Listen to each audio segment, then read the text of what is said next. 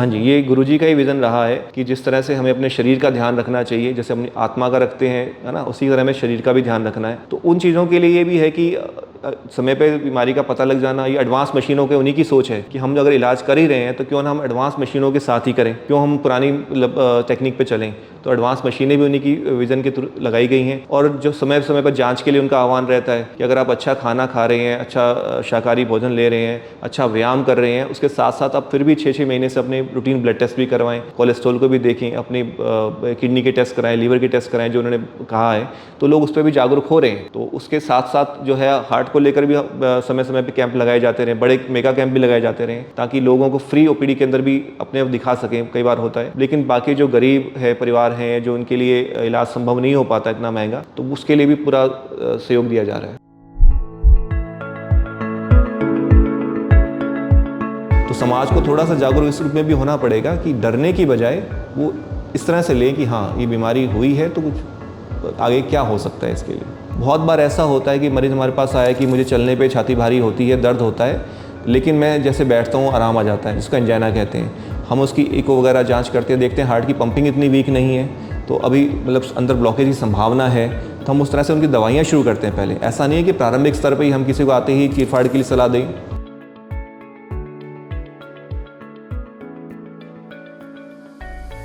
ही heart failure भी एक बहुत बड़ा, क्योंकि उम्र जैसे अधिक उम्र के वाले लोगों में पहले हार्ट फेलियर सिम्टम आते थे। आजकल ऐसा देखा गया कि कई यंग पर्सन भी ऐसे आते हैं हमारे पास जिनके हार्ट की पंपिंग काफ़ी कम होती है। लेटते हैं तो सांस नहीं आता, रात को बैठ के रात निकालनी पड़ती है और थोड़ा सिरहाना रखना पड़ता है। तो प्रारंभिक रूप से ये होता है कि मैं सीढ़ियाँ चढ़ता हूँ तो सांस चढ़ता है, बाद में धीरे धीरे वो चलने पे सांस चढ़ने लगता है। तो वो भी लक्षण है जो हार्ट की पंपिंग कम होने की वजह से भी हो सकते हैं। सबसे पहले मरीज़ ये मानने लगता है कि मुझे तो हो ही नहीं सकता। ये जो एक वाक्य जो मरीज़ कहता है कि सर मुझे कैसे हो गया या मुझे हो ही नहीं सकता, ये सबसे बड़ी रुकावट है उसके इलाज में। हमें मानना होगा कि जैसा जीवन शैली चल रही है, जैसा समाज में कहें, आप कहें पोल्यूशन है, खान पीन का समस्या है या सीडेंटरी लाइफस्टाइल है, जिस तरह की स्थिति है, ऐसे में ये कह देना कि कोई भी आदमी इम्यून है या किसी को नहीं हो सकता, ये चीज़ थोड़ा गलत होगी। डरने की बजाय एक्सेप्टेंस बढ़ाएं, ठीक है। तो ये भी एक चीज़ हम देखते हैं कि अगर हम जैसे हम किसी को कहते हैं कि आपको ये दिक्कत आई है, तो पहला उस चीज़ ऐसे कैसे हो गया, या ऐसा नहीं होना चाहिए था, या मुझे तो हो ही नहीं सकता। तो ये थोड़े से डॉक्टर के लिए भी मुश्किल हो जाता है आगे का इलाज करना। तो लोगों को एक्सेप्टेंस बीमारी के लिए समझनी पड़ेगी, अपने लक्षणों को समझें, टेस्टों को समझें।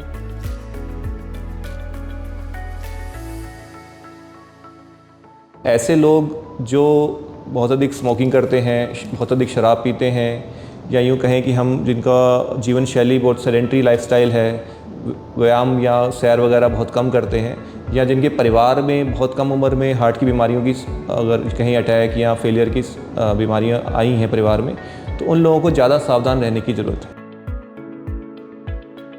देखिए, सिम्टम डिपेंड करते हैं बीमारी के आधार पे। हार्ट की बीमारियां कई तरह की होती हैं। अगर हम कहें अटैक, जिसको आप लोग ज़्यादा तवज्जो देते हैं आम लोग, तो अटैक जिसको बोलते हैं हार्ट अटैक, उसका मायने तो ये है कि छाती में दर्द होना, है ना, इसको एंजाइना कहा जाता, पेन। दर्द से शुरुआत होती है, ठीक है, और ये दर्द जो है वो आप कहें कि पेट से लेकर के जबड़ों तक कहीं पे भी हो सकता है।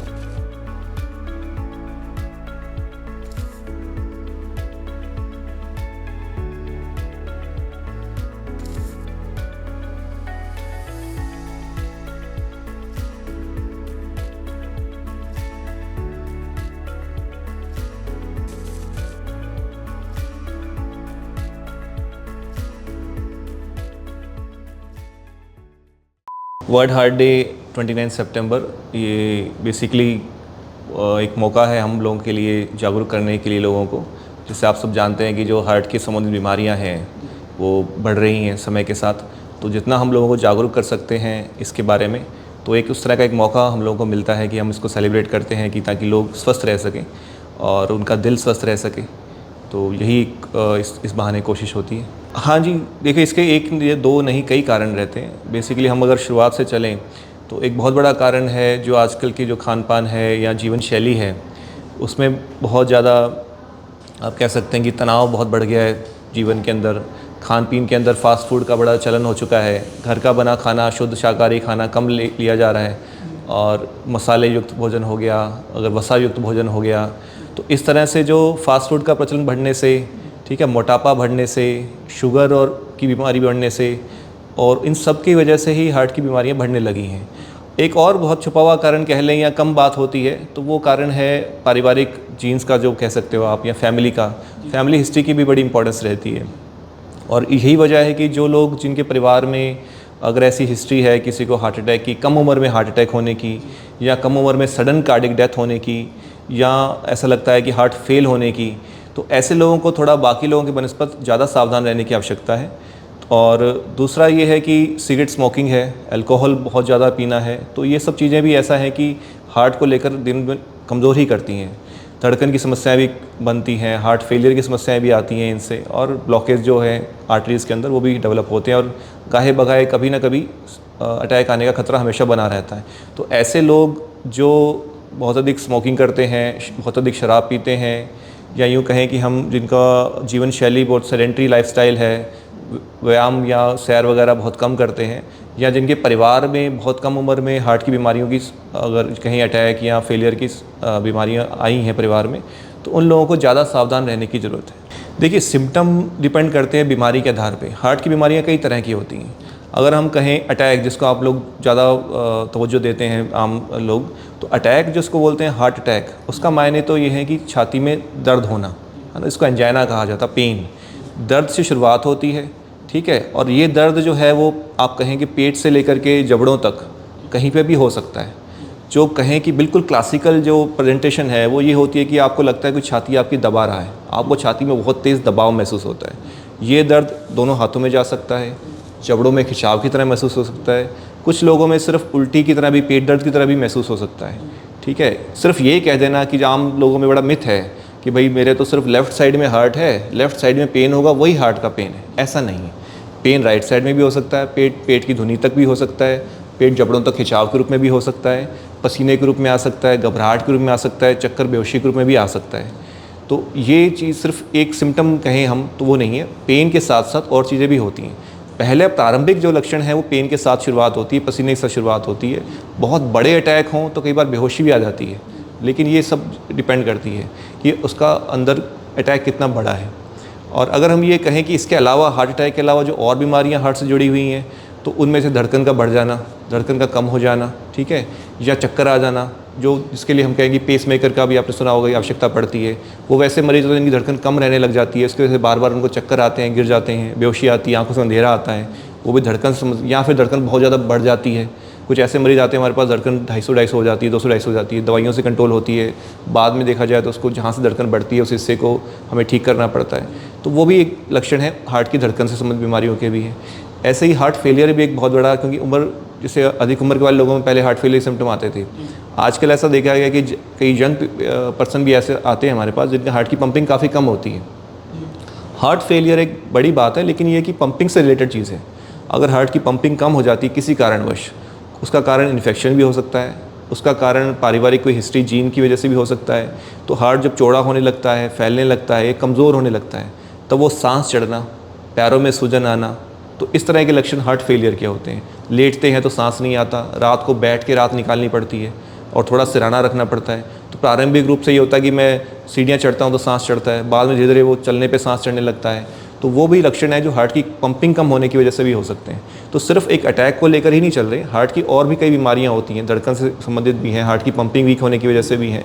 तो इन सब के लक्षण भी हमें ध्यान में रखने चाहिए। ये एक अच्छा सवाल है। एक्चुअली में हमारे साथ भी ऐसा होता है कि पेशेंट हमें दिखाने आता है, किसी को घबराहट ही हो रही है, बेचैनी हो रही है या दर्द भी हो रहा है, तो एक एक्सेप्टेंस जैसे हम कहते हैं ना, कि एक्सेप्टेंस अपनी बीमारी के लिए थोड़ा सा बेहतर करनी होगी समाज को, क्योंकि हम लोग उसको बोलते हैं डिनाइल फेज़।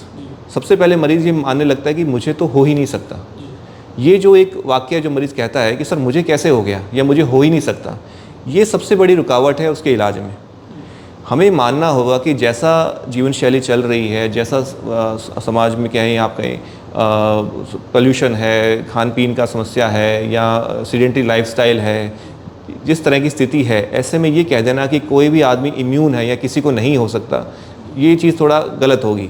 तो समाज को थोड़ा जागरूक इस रूप में भी रहना है। डरने की बात नहीं है, लेकिन जागरूक रहने की चीज़ है कि अगर हमें अभी पता लगता है, चाहे प्रारंभिक लक्षणों में पता लगता है या डॉक्टर की सलाह लेते हैं, और उसको इतना डिनाइल फेज़ में ना लें, उसको समझदारी से समझें कि अगर मुझे चेस्ट पेन हुआ है तभी मैं हार्ट वाले डॉक्टर के पास गया हूँ, नहीं तो आज तक तो कभी गया नहीं था, कोई उससे मेरा पुराना परिचय तो है नहीं। तकलीफ़ होती है, अस्पताल पहुँचा जाता है, टेस्ट किए जाते हैं, टेस्टों के बाद उस हिसाब से राय दी जाती है कि अटैक बड़ा है, छोटा है, कैसा है, हार्ट का हिस्सा कितना कमज़ोर हुआ है, किस तरह के लक्षण हैं। लेकिन ये सब चीज़ें उसी पे डिपेंड करेंगी अगर मरीज़ इन चीज़ों को समझेगा।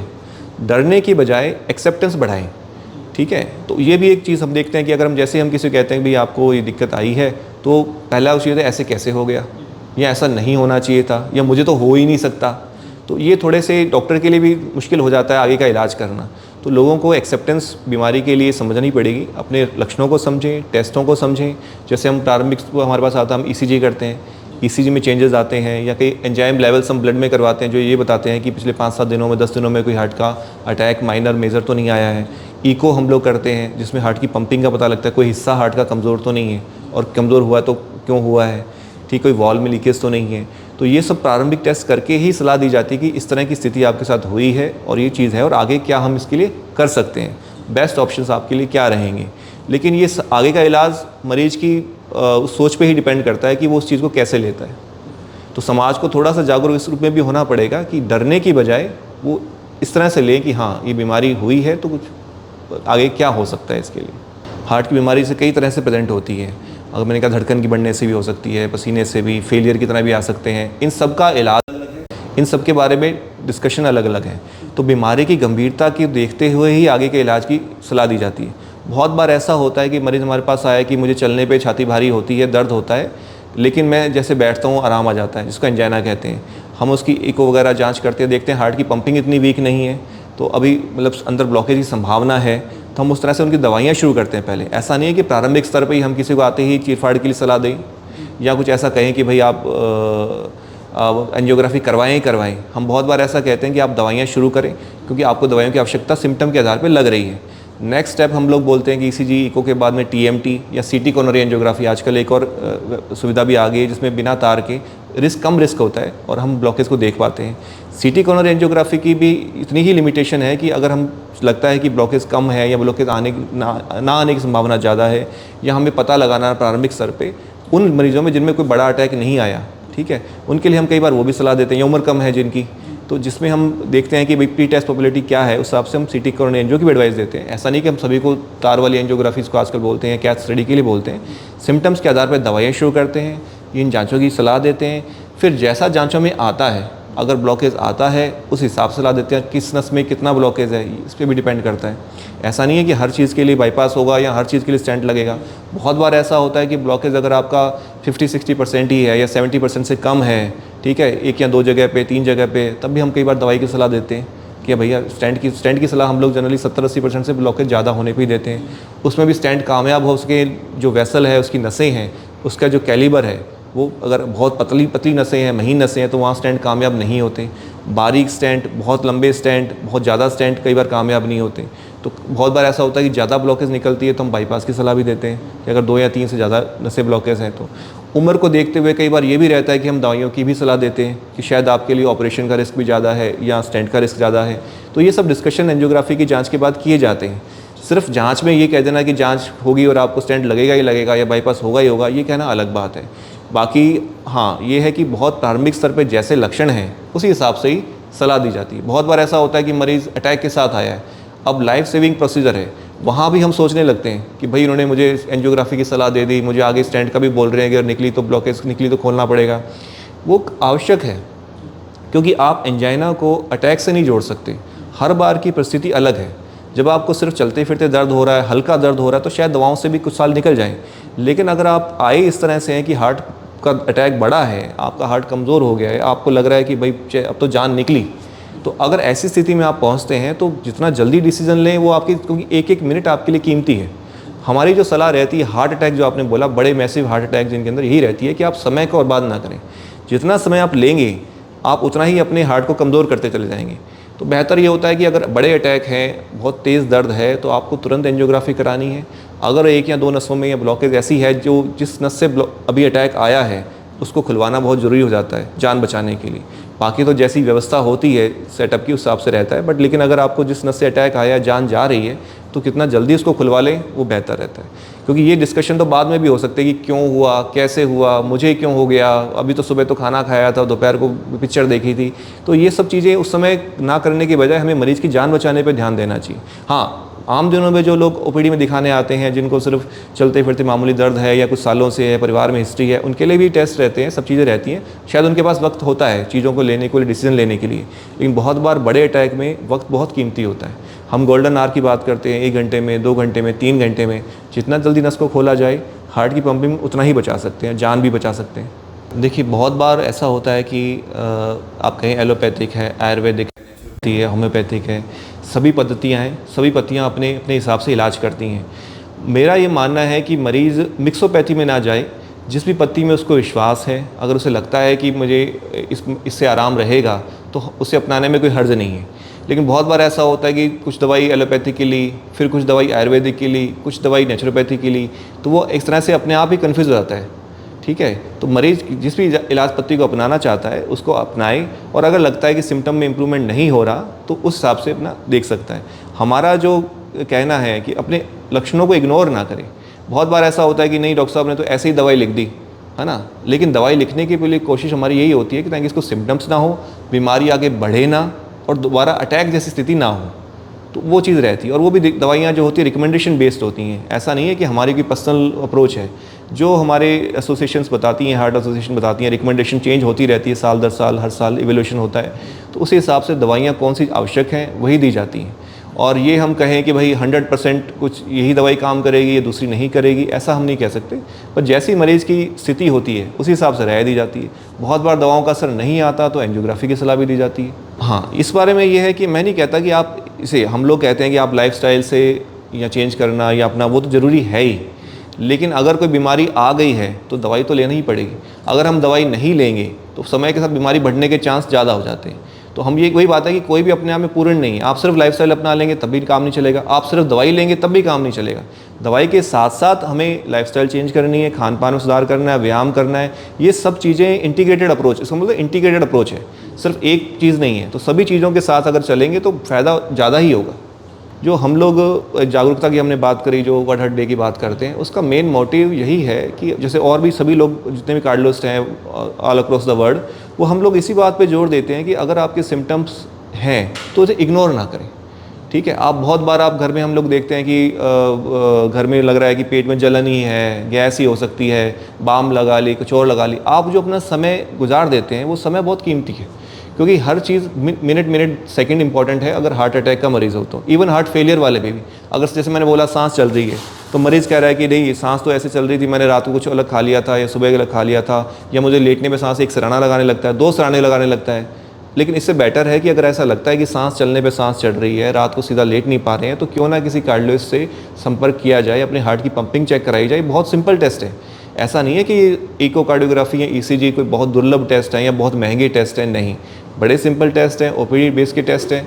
जितना जल्दी आप जान पाएंगे उतना अच्छा रहेगा। अगर आपको अटैक है ना, एंजियोग्राफी करी गई, या एंजाइना है, एंजियोग्राफी की गई, जैसी नस की प्रकृति, देखो क्या है, प्रकृति ने इंसानों को अलग अलग बनाया है ना, 1-2 बंदों के चेहरे नहीं मिलते, तो उनकी हार्ट की नसों की बनावट कैसे मिल जाएगी? हर इंसान की हार्ट की नसों की बनावट लगभग अलग अलग होती है। तो अब उसमें ये रहता है कि कैसा स्टेंट, कितना लंबा स्टेंट, कितना पतला स्टेंट, कितना चौड़ा स्टेंट, कैसे कामयाब रहेगा, उस हिसाब से डिसीजन होता है एंजियोग्राफी करने के बाद।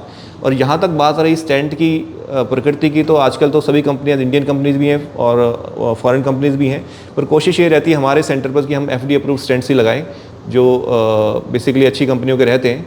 तो वो हमारी तरफ होती है कि अच्छी कंपनी का स्टेंट लगे, उसका साइज़ ठीक हो, उसका लेंथ ठीक हो। बहुत ज़्यादा लंबे स्टैंड से या बहुत ज़्यादा ओवरलैपिंग स्टैंड से हम लोग बचने की कोशिश करते हैं, ताकि ज़्यादा लंबे स्टैंड और कम कैलिबर के स्टैंड या बहुत 2 या 3 एक साथ लगाने स्टैंड, वो कई बार कामयाब नहीं होते, लेकिन कई बार लगाने भी पड़ते हैं, क्योंकि मरीज़ की नस की या उस ऑपरेशन के दौरान की जो स्थिति है वो चीज़ें उस पर भी डिपेंड करती हैं। पहले से कई बार प्लान नहीं होता है, लेकिन अंदर कई बार केस के दौरान ऐसा लगता है कि एक नहीं, इसको 2 की जरूरत पड़ेगी, शायद 3 की पड़ जाए। तो वो तो डिपेंड करता है जो कार्डियोलॉजिस्ट उसका कंसर्निंग इंटरवेंशनल करता है वो, और उस मरीज़ की बीमारी की प्रकृति पर। तो ये चीज़ है। बाकी तो मरीज़ और डॉक्टर का आपस का विश्वास, देखिए जांच करने से पहले बताया जाता है, जांच करने के बाद भी बताया जाता है कि देखिए आपकी कहाँ ब्लॉकेज है, किस नस में कितनी ब्लॉकेज है, हम क्या प्लान कर रहे हैं, क्या हम कर पाएंगे। और करने के बाद भी सीडी भी दी जाती है, उसको बताया भी जाता है कि हमने क्या किया, हम कितने सफल हुए। तो ये जो पारदर्शिता है ये बड़ी ज़रूरी है, मेरा ये मानना है। और हम मैक्सिमम, मैं ये नहीं कहूँगा, लेकिन मैक्सिमम हमारे जितने भी कार्डियोलॉजिस्ट भाई हैं सब लोग कोशिश कर रहे हैं कि जितने भी हमारी फैकल्टी है, फैटर्निटी है, वो ये कोशिश कर रही है कि हम लोग ट्रांसपेरेंट रहें और मरीज़ को पूरी सीडी रिकॉर्ड वगैरह सब दें। ऐसा मिथि है, ऐसा उत्तर भारत, दक्षिण भारत, पूर्व भारत, पश्चिम भारत जैसा कुछ भी नहीं है। अगर आप पूरे भारत में भ्रमण करेंगे, हम लोग जैसे मिलते रहते हैं कॉन्फ्रेंसेस के अंदर, तो ऐसा कहीं नहीं है कि इंसिडेंसेस कम या ज़्यादा, सभी जगह इंसिडेंसेस बढ़ रहे हैं। साउथ इंडिया में भी बढ़ रहे हैं, नॉर्थ इंडिया में भी बढ़ रहे हैं, पूर्व में भी, पूर्वोत्तर में भी। जिनके हम कई बार कहते हैं कि पहाड़ी लोगों की लाइफस्टाइल तो बहुत अच्छी होती है, वहाँ भी केसेस आ रहे हैं। अगर आप हिमाचल की बात करें या इधर पूर्वोत्तर की बात करें, तो ऐसा नहीं है कि कोई भी इससे इम्यून है। तो ये कह देना कि सिर्फ दूध दही खाने से नहीं, उल्टा दूध और दही का इसमें कोई बहुत ज़्यादा रोल है, उल्टा प्रोडक्टिव रोल ही है। मैं तो ये कहना चाहूँगा, अगर आप शुद्ध शाकाहारी खाना खाते हैं, अगर आपको लगता है कि आप दूध दही या घी का भी सेवन करते हैं, ये शरीर के लिए बुरा नहीं है। बुरा क्या है? बुरा ये है कि जो बार बार उबाला जाता है तेल को, ठीक है, समोसे कचौड़ी पकौड़े पकाए जाते हैं जिनको बार बार उसी तेल को यूज़ किया जाता है, तो वो जो ट्रांस फैट बनता है, या हम ये कहें कि बहुत ज़्यादा मात्रा में तेल का सेवन है, वो बुरा है।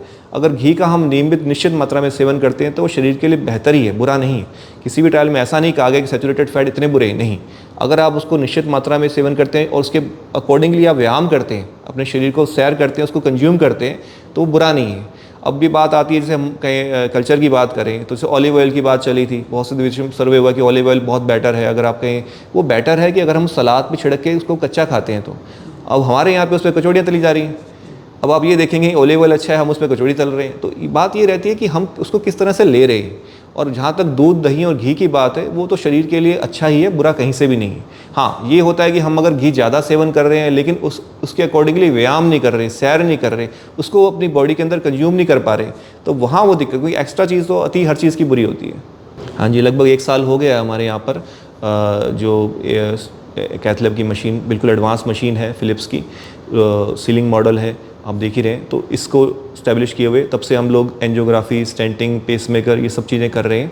और इसके अलावा ओपीडी में इको भी हमारे पास एडवांस, सबसे एडवांस मशीन है फिलिप्स की, और टीएमटी, इको, सब चीज़ें हम लोग कर पा रहे हैं। और बाकी हम लोग यही कहना चाहेंगे कि जितना भी लोग इस चीज़ को फ़ायदा उठा सकें उतना ही अच्छा रहेगा।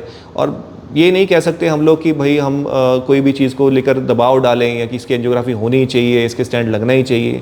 एक, मैं जैसे पहले भी कहा कि हम लोगों का कार्डियोलॉजिस्ट का ये रहता है रुझान कि मरीज़ को सही बात बताई जाए, उस हिसाब से मरीज़ को डिसीजन लेने दिया जाए। हाँ, कई बार ये इमरजेंसी वाली स्थिति अलग होती है, उसके लिए मरीजों को जागरूक रहना पड़ेगा। अगर इमरजेंसी की स्थिति है और डॉक्टर अगर कह रहा है तो वो आपकी जान बचाने के लिए, तब हमें थोड़ा सा विश्वास बनाए रखना पड़ेगा। हाँ जी, ये गुरुजी का ही विज़न रहा है कि जिस तरह से हमें अपने शरीर का ध्यान रखना चाहिए, जैसे अपनी आत्मा का रखते हैं, है ना, उसी तरह हमें शरीर का भी ध्यान रखना है। तो उन चीज़ों के लिए ये भी है कि समय पे बीमारी का पता लग जाना, ये एडवांस मशीनों के उन्हीं की सोच है कि हम अगर इलाज कर ही रहे हैं तो क्यों ना हम एडवांस मशीनों के साथ ही करें, क्यों हम पुरानी टेक्निक पे चलें। तो एडवांस मशीनें भी उन्हीं की विज़न के थ्रू लगाई गई हैं। और जो समय समय पर जांच के लिए उनका आह्वान रहता है कि अगर आप अच्छा खाना खा रहे हैं, अच्छा शाकाहारी भोजन ले रहे हैं, अच्छा व्यायाम कर रहे हैं, उसके साथ साथ आप फिर भी 6-6 महीने से अपने रूटीन ब्लड टेस्ट भी करवाएं, कोलेस्ट्रॉल को भी देखें, अपनी किडनी के टेस्ट कराएं, लीवर के टेस्ट कराएं, जो उन्होंने कहा है। तो लोग उस पर भी जागरूक हो रहे हैं। तो उसके साथ साथ जो है हार्ट को लेकर भी समय समय पे कैंप लगाए जाते रहे, बड़े मेगा कैंप भी लगाए जाते रहे, ताकि लोगों को फ्री ओपीडी के अंदर भी अपने आप दिखा सकें। कई बार होता है, लेकिन बाकी जो गरीब है परिवार हैं, जो उनके लिए इलाज संभव नहीं हो पाता इतना महंगा, तो उसके लिए भी पूरा सहयोग दिया जा रहा है। नहीं, कैथ लैब मशीन आप देख सकते हैं पीछे ही है। कैथ लैब बेसिकली एक रेडिएशन बेस्ड मशीन कह सकते हैं, radiology based, x ray based machine कह सकते हैं, जो हार्ट की जो नसें हैं या शरीर की जितनी भी नसें हैं उनमें कितनी रुकावट है, कितनी ब्लॉकेज है, वो देखने काम आती है। और इसके अलावा पेसमेकर जब हम लोग करते हैं या कोई डिवाइस करते हैं, किसी छेद को बंद करना है या हार्ट की धड़कन को बढ़ाना है, तो उसके अंदर लगाने में भी सहायक सिद्ध होती है। बेसिकली एक्सरे बेस्ड मशीन है, लेकिन ये है कि इसमें डाई के थ्रू हम ये देखते हैं कि कौन कौन सी नस कितनी ब्लॉकेज है उसमें, या कितनी लंबी है, कितनी पतली है, कैसी महीन है, बारीक है, बड़ी है, साइज़ क्या है, और कहाँ कहाँ ब्लॉकेज है, कितनी है। पैरों की नसों से लेकर के सिर की नसों तक की सभी की जांच संभव हो पाती है इससे। देखिए शास्त्र नाम जी स्पेशलिटी हॉस्पिटल अगर आप कहें तो आज की डेट में लगभग हमारे पास सभी तरह के फैकल्टीज़ यहाँ पर हैं। हमारे पास फिजिशियन मतलब मेडिसिन डिपार्टमेंट भी है, सर्जरी डिपार्टमेंट भी है, ईएनटी डिपार्टमेंट है, ऑप्थेल्मोलॉजी डिपार्टमेंट बहुत सालों से, और आपके ऑर्थोपेडिशन डिपार्टमेंट है, रेडियोलॉजी के अंदर एडवांस सीटी एमआरआई मशीनें हैं हमारे पास। तो इस तरह से देखते आप देखेंगे कि लगभग सभी डिपार्टमेंट्स के डॉक्टर्स है ना यहाँ पर सेवाएं दे रहे हैं। तो एक तरह से जो अप्रोच होती है कि सिर्फ एक बीमारी को लेके आए हैं लेकिन उसको शुगर भी है, उसको कोई गुर्दे की तकलीफ भी है, डायलिसिस सुविधा यहाँ पर है, तो ऐसे इंटीग्रेटेड अप्रोच भी रहती है ताकि हम लोग आपस में रेफरेंस भी करते हैं, एक दूसरे से राय मशवरा भी करते हैं और मरीज़ को उसका लाभ मिलता है। तो जो कंप्लीट हॉस्पिटल की वाली जो गुरुजी की सोच है, हम उस पर चल रहे हैं ताकि एक छत के नीचे उसकी सभी तरह की जांचें हो पाएँ और सभी तरह के डॉक्टरों से अगर वो आवश्यक हो तो उसका परामर्श मिल पाए। तो अगर आप जितनी भी सर्जरीज यहाँ पे हो रही हैं, आप देखिए उसमें बहुत से केसेस के अंदर कार्डियोलॉजिस्ट की राय की आवश्यकता होती है, इको जांच की आवश्यकता होती है। सर्जरी से पहले वो देखते हैं कि हार्ट की पंपिंग कितनी है, एक्सरे कराए जाते हैं, उनके फिजिशियंस के ओपिनियन लिए जाते हैं। तो एक तरह से मरीज़ का तो जिसे कहते हैं सोने पे सुहागे वाली बात है कि वो आया किसी और बीमारी के लिए था लेकिन उसको सभी बीमारियों की राय मिल जाती है, उनकी जांच हो जाती है। हाँ जी, जो हमारे पास कैथ लैब की मशीन है, अगर दिल्ली को छोड़ दे तो हरियाणा में कहीं अभी इस समय है नहीं। सीलिंग मॉडल है, फिलिप्स एज्यूरॉन है, और उसके अलावा इको मशीन भी हमारे पास जो वो भी सबसे एडवांस मशीन है फिलिप्स की, और वो भी लगभग अगर मैं कहूँ कि एनसीआर को छोड़ दें तो और कहीं इस समय नहीं है हरियाणा के अंदर। तो वो कोशिश वही मैंने बताया कि गुरुजी का विज़न यही है कि अगर हम कोई जांच कर ही रहे हैं, कोई इलाज कर ही रहे हैं तो क्यों ना समय की सबसे आधुनिक मशीन पर ही किया जाए ताकि मरीज़ को ज़्यादा से ज़्यादा फ़ायदा मिल सके। देखिए सारा हमारा तो जो जीवन है अगर कार्डियोलॉजिस्ट का कहें तो वो हार्ट की बीमारियों को से जागरूक करने का, उनके इलाज करने का ये है। पर वो मैंने जैसे पहले भी कहा, एक बहुत बड़ा संदेश ये है कि एक्सेप्टेंस का। अगर आपको बीमारी की रोकथाम के लिए जितना कोशिश करनी है, जितने प्रयास करने हैं, बिल्कुल कीजिए। अपने जीवन स्तर में सुधार लाइए, है ना। व्यसनों से बचिए, स्मोकिंग, अल्कोहल से बचें, तनाव से बचें, व्यायाम करें, सैर करें, समय पे सोएं, समय पे जागें, अच्छा खाना खाएं, शुद्ध सात्विक खाना खाएं। जितना आप पहले प्रारंभिक रूप से आप कर सकते हैं बिल्कुल करना चाहिए।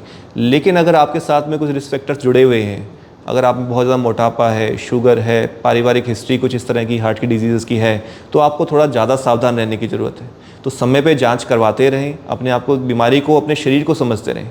और अगर कुछ ऐसा वक्त आता है, भगवान ना करे के साथ हो, लेकिन कभी ऐसा वक्त आता है कि हार्ट अटैक होता है या हार्ट फेलियर हो जाता है, तो फिर डिसीजन लेने में थोड़ा सा देरी ना करें, ताकि जितनी देरी है वो मरीज के लिए कई बार घातक सिद्ध होती है। क्योंकि डॉक्टर की भी अपनी एक लिमिटेशन है, डॉक्टर के पास भी यहाँ का इलाज के लिए कहें बीमारी के हिसाब से भी तो समय बहुत इंपॉर्टेंट होता है।